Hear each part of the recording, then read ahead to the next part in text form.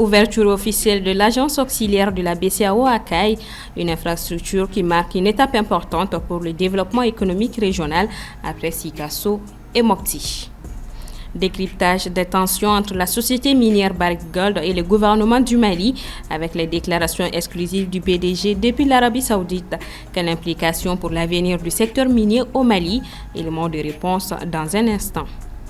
Décryptage cette fois-ci de l'actualité sportive. Cannes 2025. Les aigles seront fixés sur leurs adversaires ce lundi. Pour la chronique sport du vendredi, Mohamed Kenouvi sera là en fin d'édition.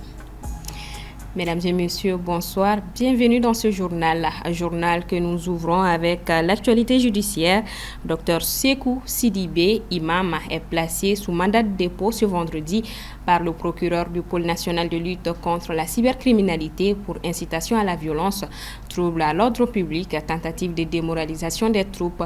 Nous y reviendrons dans nos prochaines éditions. La ville de Kayes, première région administrative du Mali, abrite désormais une agence auxiliaire de la BCAO et c'est ce jeudi 23 janvier qu'a eu lieu la cérémonie d'inauguration, troisième du genre au Mali après celle de Sikasso et de Mopti. Paul Yapinguessan.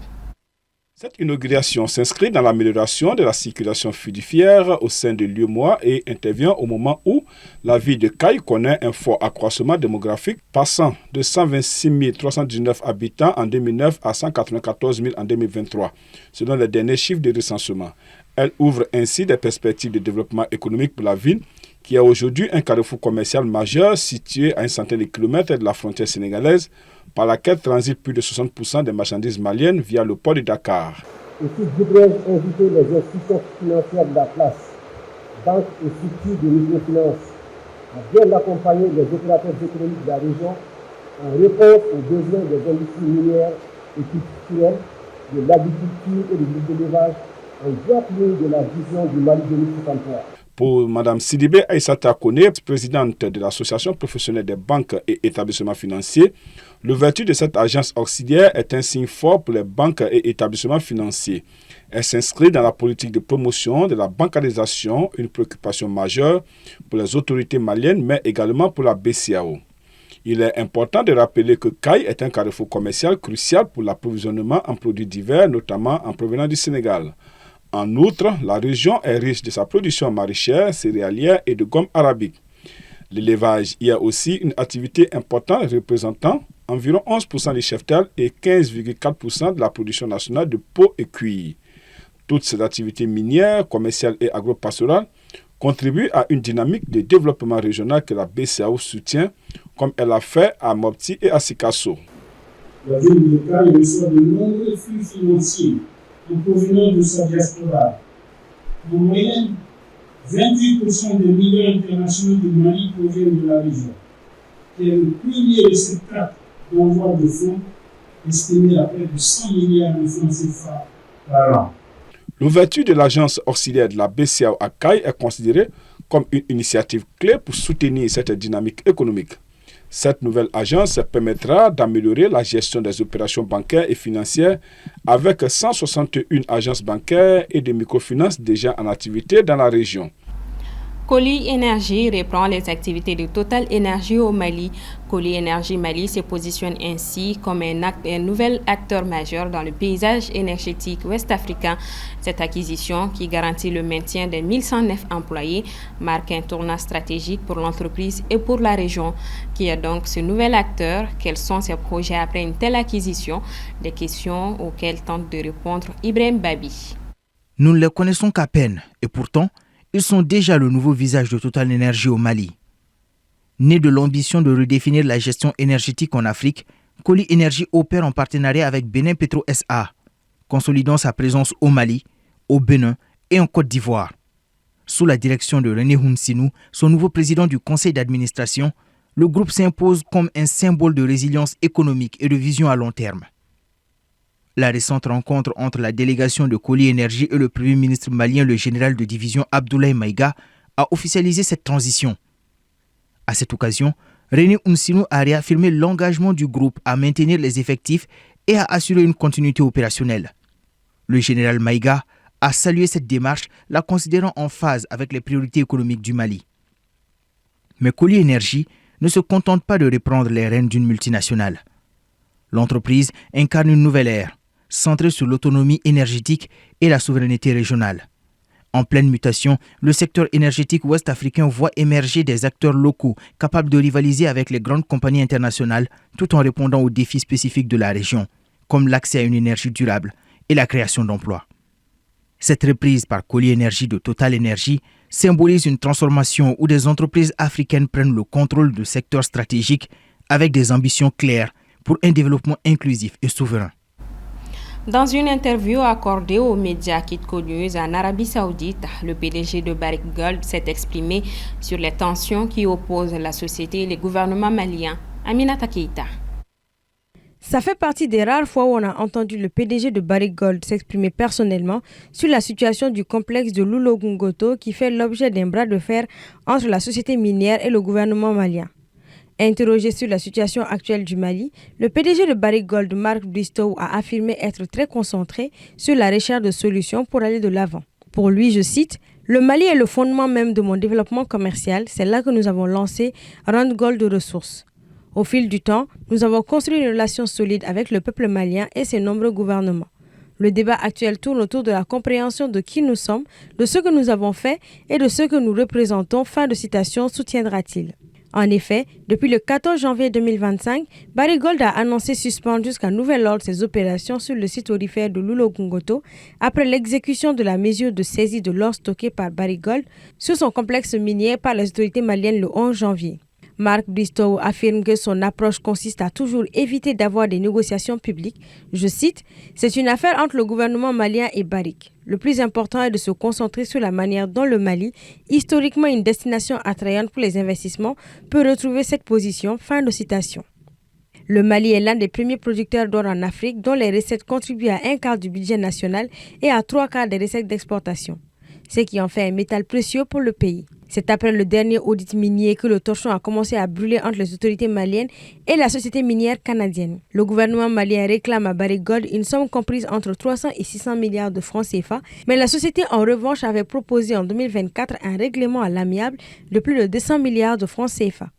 Le PDG de Barrick souligne que ce qui est bon pour le Mali est bon pour tout le monde avant d'affirmer qu'ils redémarreront leurs activités une fois qu'une solution sera trouvée à mesure que le dialogue avec les autorités maliennes sera ouvert et franc. Il se dit prêt en faveur d'un partage des avantages très clairs et transparents. À noter que le complexe de Loulo-Goungoto, situé dans l'ouest du pays, à la frontière du Sénégal et à proximité de la rivière de Falémé, comprend 2 permis miniers distincts, Loulo et Goungoto, tous deux détenus par Barrick à 80% et l'État du Mali à hauteur de 20%.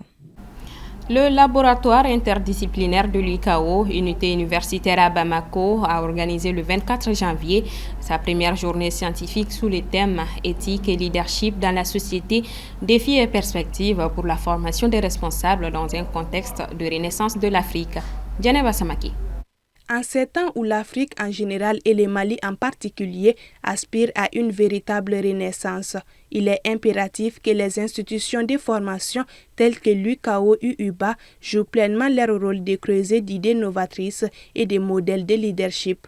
C'est dans ce contexte que la journée scientifique a été organisée sous le thème « Éthique et leadership dans la société ». Défis et perspectives pour la formation des responsables dans un contexte de renaissance de l'Afrique. L'objectif majeur est celui de fédérer et de maximiser la synergie entre différentes disciplines pour explorer, comprendre et résoudre les problèmes de notre temps. Cette journée scientifique est une plateforme précieuse qui permettra d'explorer les multiples dimensions de l'éthique et du leadership, tout en favorisant un dialogue interdisciplinaire.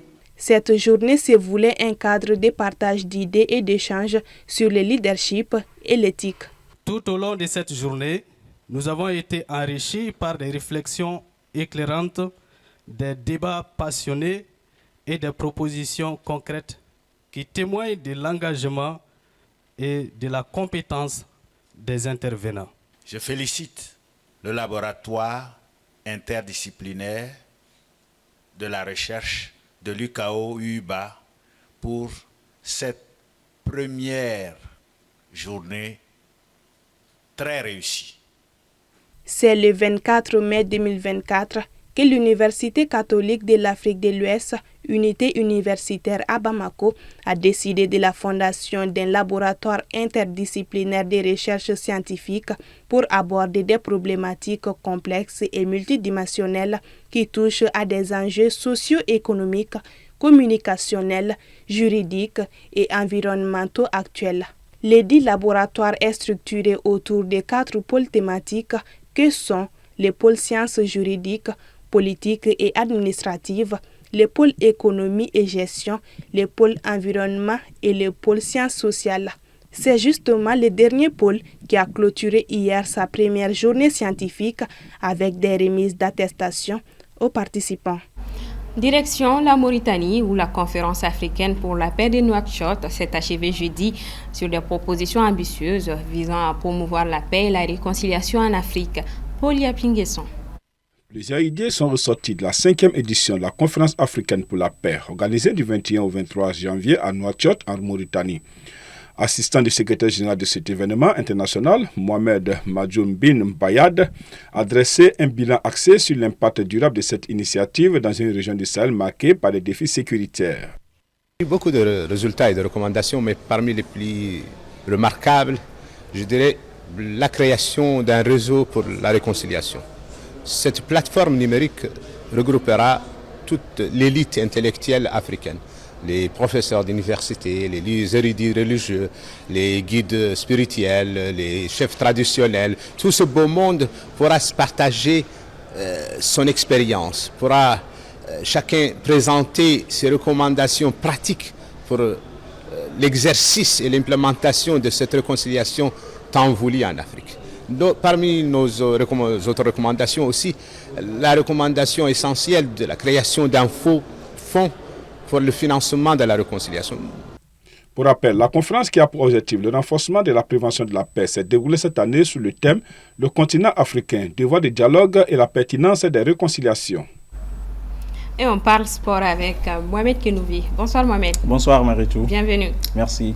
On commence par la Ligue 1 Pro. Nous avons les résultats de la 9e journée. Oui, mardi, l'AS Real de Bamako s'est imposé 1-0 devant l'AS Korofina. Même score en faveur de l'US Bougouba face aux 11 créateurs de Niarela. L'US Bougouni a également pris le dessus sur l'USFAS sur le même score 1-0. Deux affiches étaient au programme mercredi. Afrique Football Elite s'est incliné devant Binga FC 0-1. Victoire de l'AS Bakaridjan face aux Étoiles du Mandé 2-0. Hier jeudi, la sensation de cette 9e journée est venue du côté du stade Mamadou Konaté où le promu FC Diarra a signé sa toute première victoire de la saison devant, tenez-vous bien, le stade malien de Bamako 2-1. Le Djoliba AC de son côté a été tenu également en échec par l'AS Police 0 partout. Au classement provisoire après cette 9e journée, l'US Bougouba reprend les commandes avec 17 points, suivi de l'USFAS 14 points et de l'AS Real de Bamako, 3e qui intègre le podium pour la première fois de la saison avec 12 points et un match en moins. En bas du classement, l'AS Korofina est 13e et premier relégable avec 7 points en 8 matchs. Et le stade malien de Bamako, qui n'a disputé que 3 matchs, est dernier avec 4 points. Et le programme de la 10e journée est disponible. Oui, cette 10e journée débute demain samedi avec 3 affiches au programme à 15h45 au stade Salif Keita de Kati. L'AS Korofina reçoit Afrique Football Elite. À 16h du côté du stade Mamadou Konaté, l'AS Bakaridjan sera opposé à l'USFAS. À 18h sur les mêmes installations, Binga FC affronte les Étoiles du Mandé. Dimanche à 16h, toujours au stade Mamadou Konaté, le leader l'US Bougouba défie les champions en titre, le Djoliba AC. À 18h, toujours au stade Mamadou Konaté, l'US Bougouni a rendez-vous avec le stade malien de Bamako. Cette 10e journée prend fin lundi avec 2 affiches à 16h au stade Mamadou Konaté. L'AS Police reçoit l'AS Real de Bamako et à 18h, le FC Diarra sera aux prises avec les 11 créateurs de Niarela. Football toujours, cette fois-ci, la CAN 2025, les aigles seront fixés sur leurs adversaires le lundi prochain. Le tirage au sort de la Coupe d'Afrique des Nations 2025 se tiendra lundi 27 janvier 2025, a annoncé donc la Confédération africaine de football mardi dernier sur son site officiel. La cérémonie qui se déroulera à Rabat au Maroc à partir de 18h verra la participation des délégations des 24 nations qualifiées. Les 24 équipes ont été classées en 4 chapeaux de 6 sélections et seront réparties en 6 groupes de 4 équipes à l'issue du tirage au sort.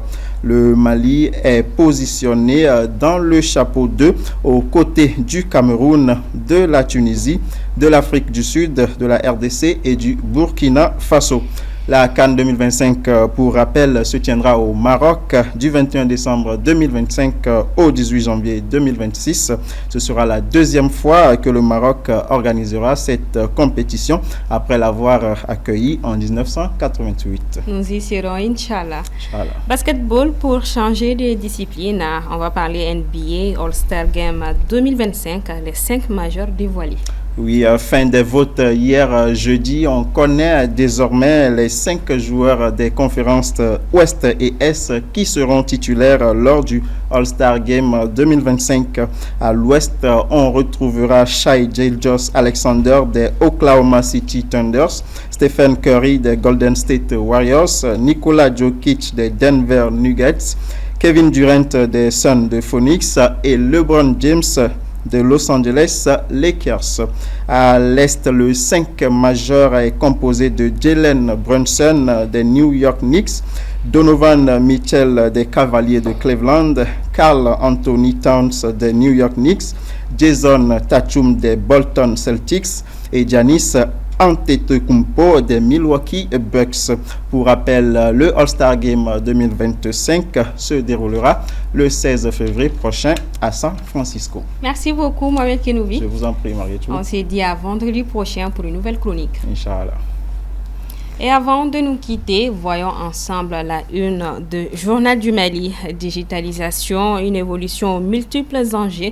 Titre l'hebdomadaire cette semaine, annoncé par les autorités en juin 2024, la digitalisation de l'administration constitue un vaste chantier destiné à moderniser l'administration publique et à offrir aux citoyens des services plus accessibles et plus efficaces. Journal du Mali est gratuit et téléchargeable sur www.journaldumali.com. Bonne lecture à vous, mesdames et messieurs. Merci d'avoir suivi ce 1945. Bon week-end à toutes et à tous.